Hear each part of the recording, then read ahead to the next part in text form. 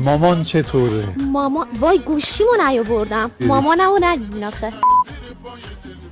شبیهی؟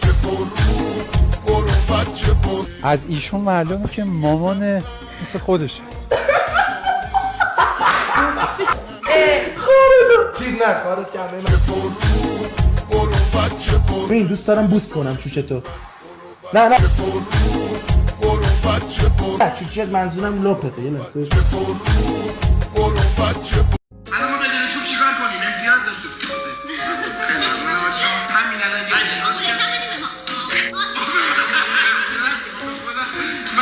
اینجا چند متر؟ اینجا ابعاد این کاری نداره. اینجا من 2 متر. این یه متر. این 2 متر.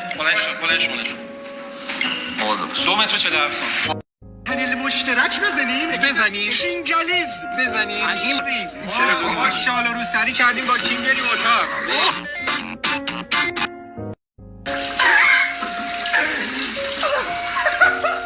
چی من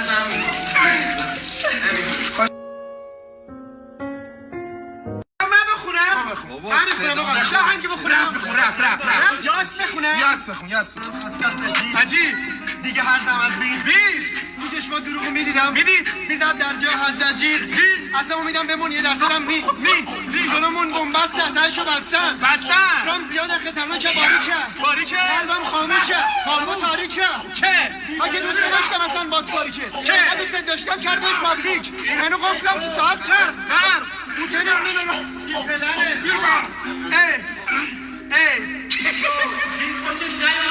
بابا با کینگ میخواد بخونه میشه باش یه ریزی چرا که نه راه داره؟ چه کنم با دل بی سر و سامان، چه کنم با دل بی پایان.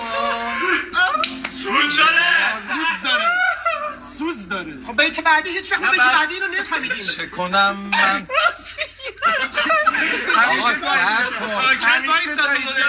چه کنم با دل بی سر و سامان، چه کنم با غم بی پایان.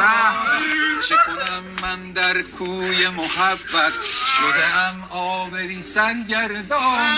چیکار داری میکنی؟ شده ام سیر از دنیا